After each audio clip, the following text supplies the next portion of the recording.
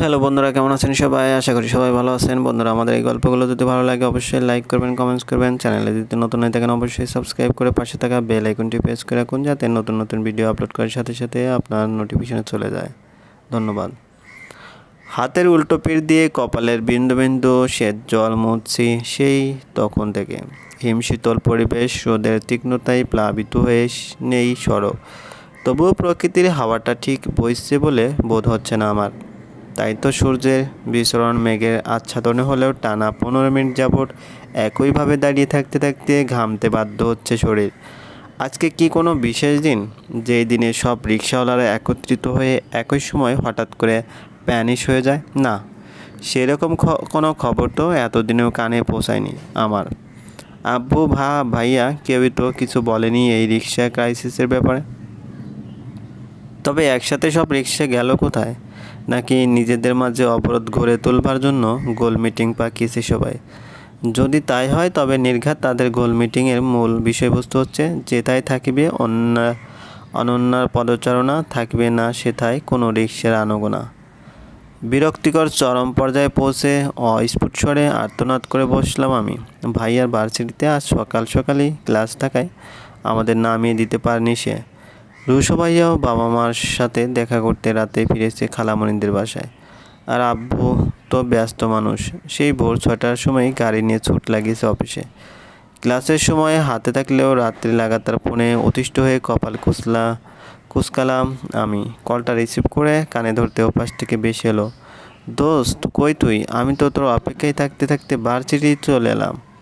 মুহূর্তেই ছুটে গেল মেজাজ। তা আমি কোন গরুর ঘাস কাটতে দেরি হয়ে যাবে বিদায় তারা লাগাচ্ছি, এই ভেবে এক প্রকাণ্ড রামচর বসিয়ে দিতে ইচ্ছে হলো রাত্রিকালে। বিরক্তির সাথে 2 গুণ হয়ে রিরি করে উঠল শরীর। খিটখিটে মেজাজটাকে চাপা রেখেই দাঁতে দাঁত চেপে জবাব দিলাম, তা খাড়াইয়া আছো কিল্লায়? যা ভার্সিটির বৃত্তে ঢোক, ক্লাস শুরু 1 ঘন্টা আগেই রুমের বৃত্তে ঢুকে পড় যা। রাত্রি হয়তো পরিপ্রেক্ষিতে কিছু বলবার তাগিদে তৎক্ষণাৎ মুখ খুলল, তবে বিপরীতে তা আর একটা মাত্র শব্দ শুনবার ইচ্ছাটুকু জন্মালো না আমার। পর্যাপ্ত পরিচর্যার অভাবে মূর্ছে যাওয়া কচি চারার মতোই রাত্রির কণ্ঠস্বর শুনবার চাহিদা খানি দুমড়ে মুচড়ে ধামাচাপা পড়ল হৃদ মাজারে। আমি ব্যাগের সাইড পকেটে থেকে রুমালটা বের করে কপালের ঘামগুলো যত্ন নিয়েই মুছছিলাম। এবার হাতে পড়িয়ে রাখা হ্যান্ড ওয়াশটার দিকে দৃষ্টি ফেলে সময়টা দেখে নিলাম। আর দাঁড়িয়ে থেকে কাজ নেই, তার থেকে বরং 10 মিনিট হেঁটে যাবার পর যেই রিক্সা স্ট্যান্ড পড়ে সেখান থেকে রিক্সা পেলে উঠে পড়ব ভেবেই ক্লান্ত শরীরটাকে ধাক্কা দিতে লাগলাম। পা দুটো আজ বড্ড অলসতায় চুপসে রয়েছে, হাঁটতে যে বিন্দুমাত্র ইচ্ছে নেই তাদের, এও বোঝা গেলেও তবু হাঁটতে হবে। ইচ্ছের বিরুদ্ধে ভার্সিটি পৌঁছবার জন্য হলেও এতখানি পথ হাঁটতে হবে এই ভেবে ধীরে পায়ে এগিয়ে চললাম আমি। হাঁটতে শুরু করছি, 1 মিনিটও ঠিকঠাক পূরণ হয়েছে কিনা জানা নেই।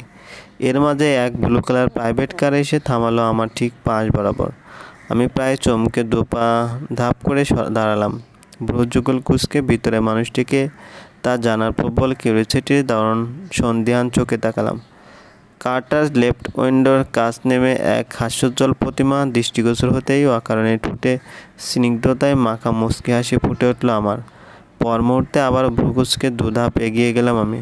কারের ড্রাইভিং সিটে বসে থাকা আপুটি আমায় উদ্দেশ্য করে বললেন, হ্যালো আপু, রিক্সার খোঁজ করছিলে তাই না? কোথায় যাবে? তুমি যদি কিছু মনে না করো তবে আমি তোমায় নামিয়ে দিই। আমি তৎক্ষণাৎ মাথা ডানে বামে নাড়ালাম, অনুনয়ের সুরে বললাম, না না না আপু, ঠিক আছে, আমি যেতে পারবো। এই তো সামনে স্ট্যান্ড আছে, একটু হাঁটলেই পেয়ে যাব, আপনি শুধু শুধু ভাববেন না।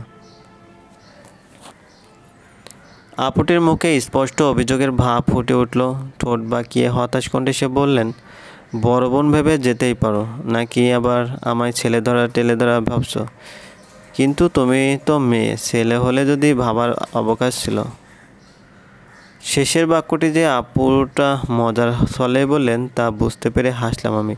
কপালে ভাঁজ ফেলে সামনে রাস্তার বাঁক পর্যন্ত চোখ বোলালাম। এটুকু হাঁটতে গেলেই যে এই মুহূর্তে আমার ব্যাটারি লো হয়ে ডাউন হয়ে যাব তাও স্পষ্ট ভীষণ, যার দরুন আর কোনো উপায় না পেয়ে অবশেষে আপুটির থেকেই লিফট নিলাম আমি। কারে বসে সিট বেল্টখানি আষ্টে পিষ্টে বেঁধে নড়ে চড়ে বসতেই আপুটা মুচকে হাসলেন। গাড়ি স্টার্ট দিয়ে স্টিয়ারিংয়ে হাত রেখে বললেন, নাম কি তোমার? এলাকায় নতুন নাকি? জি আপু, আমি আয়না জাহান অনন্যা। আপনি আমায় অনন্যা বলেই ডাকতে পারেন। এই তো কদিন হলো ভার্সিটিতে অ্যাডমিশন নেওয়ার পর রাজশাহীতে এলাম। আপুটি হেসে জবাব দিলেন, বেশ তো, কোন ভার্সিটিতে অ্যাডমিশন নিয়েছো? আর ইউ নাকি রুয়েট? রাজশাহী ভার্সিটি আপু। খানিক চমকালেন আপুটি, হয়তো অন্য কিছু বলতে চেয়েছিলেন। পরমুহূর্তে নিজের ভাবখানা বদলে বললেন, বা আমি আমি নিত্য মেডিকেল কলেজের থার্ড ইয়ারের স্টুডেন্ট। আজ ক্লাস নেই, ছোটোখাটো একটা প্র্যাকটিক্যাল থাকায় এত ফুরফুরে হয়ে ঘুরছিলাম আর কি। বেশ কিছুক্ষণ যাবতই খেয়াল করছিলাম রাস্তার ধারে দাঁড়িয়ে আছে মিষ্টি একটা মেয়ে। তাছাড়া এই দিকে থেকেই যেহেতু যাচ্ছিলাম, তাই ভাবলাম তোমায় পৌঁছে দেই গন্তব্যে। বেকার ঘোরাঘুরি না করে কারো উপকারে কাজে এলে তো বরং এক ঢিলে দুই পাখি মারার সমান, তাই না? আমি হেসে সম্মতি জানালাম। আপুটি বেশ খোলা মনের মানুষ, বুঝতে পেরে অজান্তেই এক ভালো লাগা কাজ করতে শুরু করলো আমার। রাস্তায় আরও বেশ কিছু টুকটাক আলাপন চলল দুজনায়। প্রায় 15 মিনিটের মাথায় ভার্সিটির গেটের সামনে এসে গাড়ি থামালেন নিত্য আপু। মিষ্টি এসে বললেন, এই নাও, তোমার 20খানা মিনিট বাঁচিয়ে দিলাম। সাবধানে যেও। ভার্সিটির সব ছেলেপুলেরা কিন্তু ভালো হয় না। কোনো দরকার পড়লে অবশ্যই টিচার কিংবা সিনিয়রদের ইনফর্ম করবে, বুঝলে? আমি পলক ঝাপটে সম্মতি জানালেও সিনিয়র শব্দটা মস্তিষ্কে পতঙ্গের ন্যায় কামড়াতে শুরু করলো মুহূর্তেই। যাদের কাছে নিজের প্রবলেম শেয়ার করতে বলছে আপুটা, তারাই যে আমার প্রবলেমসের মূল ভিত্তি, একথা পেটে এলেও মুখ ফুটে আর বলা হলো না। আর গাড়ি থেকে নেমে আপুকে ধন্যবাদ জানালাম আর বার কয়েক 2 ধাপ এগিয়ে আবারও পূর্বের জায়গায় ফিরে নিত্য আপুকে উদ্দেশ্য করে বললাম, আপু, আমাদের বাসায় তোমার দাওয়াত থাকলো। এরপরে কখনো দেখা হলে কিন্তু সোজা বাসায় নিয়ে যাব বলে দিলাম। আমি এক পায়ে রাজি কিউটি, তুমি না বললেও ঠিক খুঁজে বের করে তোমার বাসায় চলে যেতাম আমি। আজ মেঘ জমেছিল আকাশের বিশাল হৃদয় খানিক কিছু অংশ জুড়ে। ঘন কালো বর্ণখানি লেপ্টে ছিল তাতে। মেঘের মন কি তবে খারাপ? থেকে থেকে কেঁদে উঠছে যে মেঘটা। তার নিদারুণ কান্নায় ঘাসের চাদর ভিজে একাকার। বাইরে ঝিরঝির বৃষ্টি পড়ছে, ঠান্ডা হওয়ায় হিমশীতল শ্বাস গ্রহণে মত্ত হয়েছে মন। তবু থমথমে পরিবেশটায় মেজাজটা ঠান্ডা হয়নি আমার। ক্যান্টিনের পাশে গোল টেবিল ঘেঁষে চেয়ারে মুখ ফুলিয়ে বসে আছি আমি। শীতল শ্বাস গ্রহণ করলেও ভিতরে যত ক্ষোভ ছিল তা উত্তপ্ত নিঃশ্বাসের রূপে নিঃসরণ করে চলছে। পাশেই চোখ ছোট করে রাত্রি বসা আমার জন্য অপেক্ষা না করে হেঁটে হেঁটে ভার্সিটি পর্যন্ত চলে আসায় চরমভাবে ক্ষিপ্ত হয়ে রয়েছি আমি তার উপর। কি এমন হতো আর 5টা মিনিট অপেক্ষা করলে? বাস কি ছুটে যেত নাকি ফ্লাইট মিস হয়ে যেত? অজ্ঞাতই। দুটোর একটাও তো নয়। তবে শুধুমাত্র রং ঢং করবার জন্য 1 ঘন্টা পূর্বে ভার্সিটিতে আসার কি এমন দরকার ছিল তার? জানা নেই আমার। মেয়েটা এত সময় কিভাবে পায় আর কিভাবে বা ব্যয় করে, সেই হিসেবে মেলাতেই কোচিংয়ে মাথাটা চক্কর দিয়ে উঠতো আমার। রাত্রি এই নিয়ে 20 কি 22 বার সরি শব্দটি উচ্চারণ করতে করতে মুখে ফেনা উঠিয়ে ফেললো। তবু কোনো হেলদোল দেখা যায়নি আমাতে। গল্পের আসল লেখিকা আয়না জাহান নুসরাত। এই মুহূর্তে কিছু বলা মানেই সোজা 5 আঙ্গুলের ছাপ তার গালে বসানো। তার জবাবস্বরূপ কিছু বলতে নিলে ধমিয়ে রাখা রাগের জোয়ালো মুখে উপচে পড়বে। সাথে না চাইতেও তার কানের গোড়ায় ঠাটিয়ে 2খানা চড় মারবার ইচ্ছাটাও পূরণ করতে উঠবে তাতে। কি দরকার অহেতুক ঝামেলা বানানো? তার থেকে চুপচাপ থেকে রাগটা মিটিয়ে ফেলাই যাক না। রাত্রিও অবশেষে ক্লান্ত হয়ে ক্যান্টিনের ভিতরে ঢুকলো। আমি আগের মতোই মোবাইলে অ্যাংরি বার্ড গেমে মগ্ন। হাতে 3টে সিঙ্গারা নিয়ে আবারও মুখ কালো করে ফেলল সে। আমি আর চোখে এক পলক চেয়ে আবারও মুখ ঘুরিয়ে নিলাম। রাত্রি চেয়ারে টেনে পাশে বসে হতাশ কণ্ঠে বলল, যা শালা, ভাবলাম সিঙ্গারা খাইয়া তোর রাগ ভাঙাবো, অথচ ক্যান্টিনের সস চিনি বলে কিনা একটু আগেই শেষ হয়ে গেছে। রাত্রির ফুলিয়ে রাখা মুখ দেখে সামান্যতম মায়া হলো আমার। রাগটা আগের চেয়ে নিজের উচ্চতা খানিকটা কমিয়ে প্রশমিত হলো। রাত্রি ঠোঁট উল্টে একবার দীর্ঘ রাস্তার পানে তাকালো। মিনমিন করে বলল, তার মানে এখন আমাকে এই এত দূর হেঁটে সস আনতে লাগবে?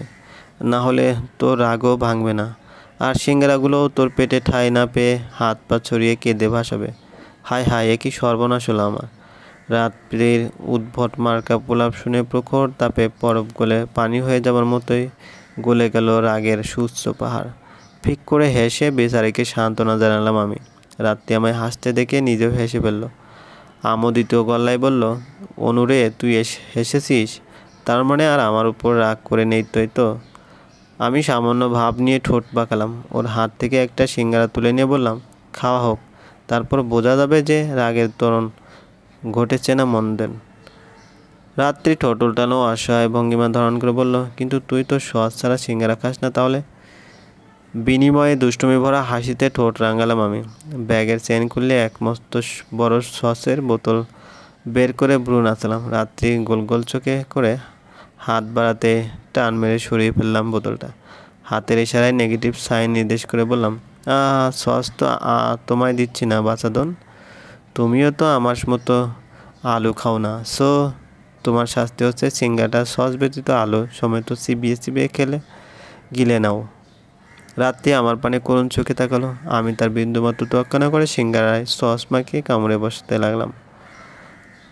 বন্ধুরা, এই গল্পটি যদি ভালো লাগে অবশ্যই লাইক করবেন আর কমেন্টস করে জানিয়ে দেবেন। চ্যানেলে যদি নতুন হয়ে থাকেন অবশ্যই সাবস্ক্রাইব করে পাশে থাকা বেল আইকনটি প্রেস করে রাখুন, যাতে নতুন নতুন ভিডিও আপলোড করার সাথে সাথে আপনার নোটিফিকেশনে চলে যায়। ধন্যবাদ, ভালো থাকবেন। আমার তাই তো সূর্যের বিচরণ মেঘের আচ্ছাদনে হলেও টানা 15 মিনিট যাবৎ একইভাবে দাঁড়িয়ে থাকতে থাকতে ঘামতে বাধ্য হচ্ছে শরীর। আজকে কি কোনো বিশেষ দিন, যেই দিনে সব রিক্সাওয়ালারা একত্রিত হয়ে একই সময় হঠাৎ করে প্যানিশ হয়ে যায়? না, সেরকম কোনো খবর তো এতদিনেও কানে পৌঁছায়নি আমার। আব্বু ভাইয়া কেউই তো কিছু বলেনি এই রিক্সা ক্রাইসিসের ব্যাপারে। তবে একসাথে সব রিক্সা গেল কোথায়? নাকি নিজেদের মাঝে অবরোধ গড়ে তোলবার জন্য গোল মিটিং পাকিয়েছে সবাই? যদি তাই হয় তবে নির্ঘাত তাদের গোল মিটিংয়ের মূল বিষয়বস্তু হচ্ছে, যেথায় থাকিবে অনন্যার পদচারণা, থাকবে না সেথায় কোনো রিক্সার আনাগোনা। বিরক্তিকর চরম পর্যায়ে পৌঁছে অস্ফুট স্বরে আর্তনাদ করে বসলাম আমি। ভাইয়ার ভার্সিটিতে আজ সকাল সকালই ক্লাস থাকায় আমাদের নামিয়ে দিতে পারেনি সে। রুশো ভাইয়াও বাবা মার সাথে দেখা করতে রাতে ফিরেছে খালামণিদের বাসায়। আর আব্বু তো ব্যস্ত মানুষ, সেই ভোর 6টার সময় গাড়ি নিয়ে ছুট লাগিয়েছে অফিসে।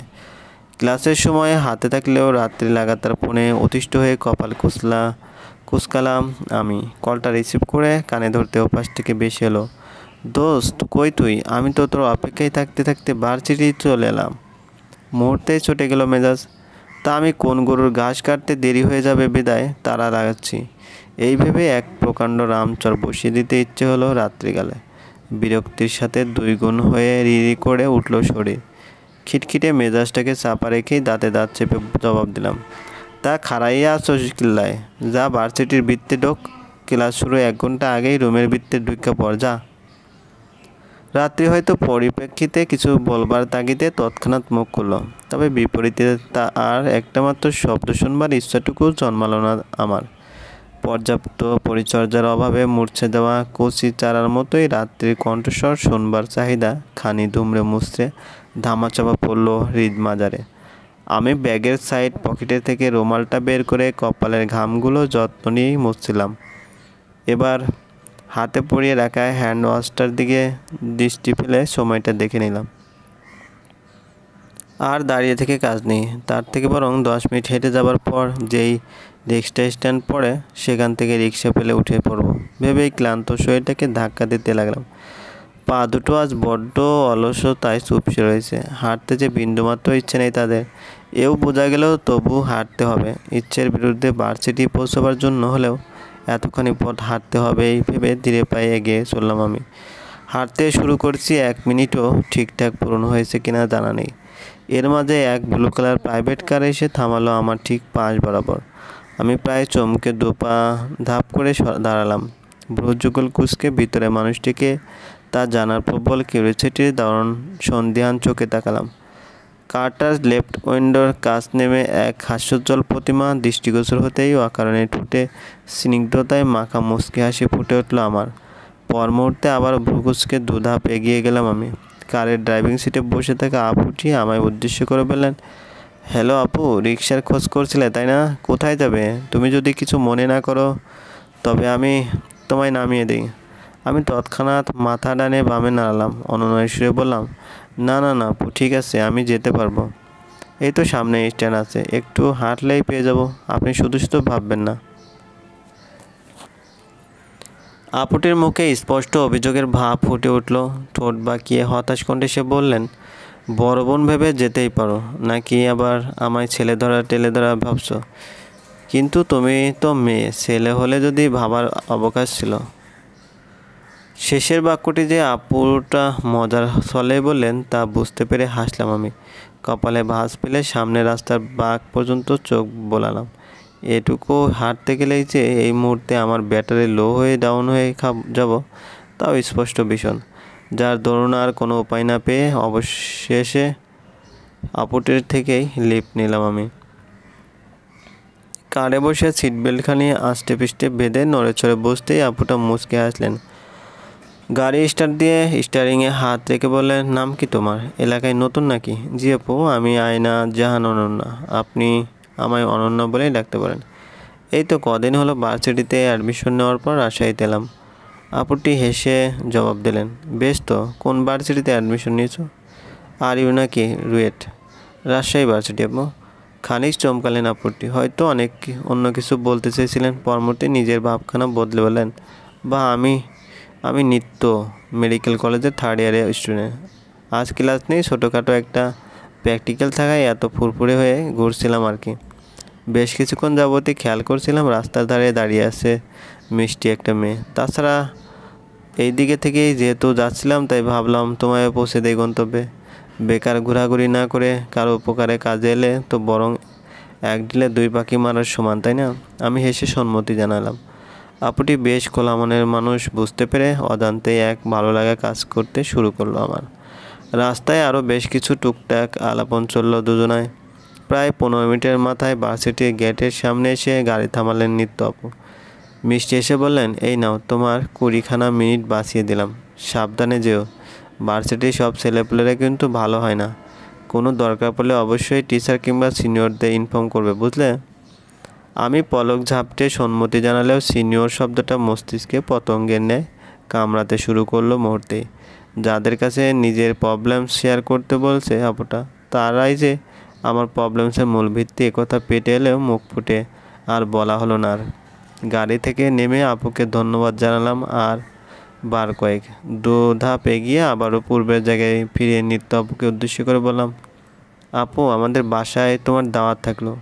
এরপরে কখনো দেখা হলে কিন্তু সোজা বাসায় নিয়ে যাব বলে দিলাম। আমি এক পায়ে রাজি কিউটি, তুমি না বললেও ঠিক খুঁজে বের করে তোমার বাসায় চলে যেতাম আমি। আজ মেঘ জমেছিল আকাশের বিশাল হৃদয়খানি কিছু অংশ জুড়ে। ঘন কালো বর্ণখানি লেপ্টে ছিল তাতে। মেঘের মন কি তবে খারাপ? থেকে থেকে কেঁদে উঠছে যে মেঘটা। তার নিদারুণ কান্নায় ঘাসের চাদর ভিজে একাকার। বাইরে ঝিরঝির বৃষ্টি পড়ছে, ঠান্ডা হওয়ায় হিমশীতল শ্বাস গ্রহণে মত্ত হয়েছে মন। তবু থমথমে পরিবেশটায় মেজাজটা ঠান্ডা হয়নি আমার। ক্যান্টিনের পাশে গোল টেবিল ঘেঁষে চেয়ারে মুখ ফুলিয়ে বসে আছি আমি। শীতল শ্বাস গ্রহণ করলেও ভিতরে যত ক্ষোভ ছিল তা উত্তপ্ত নিঃশ্বাসের রূপে নিঃসরণ করে চলছে। পাশেই চোখ ছোট করে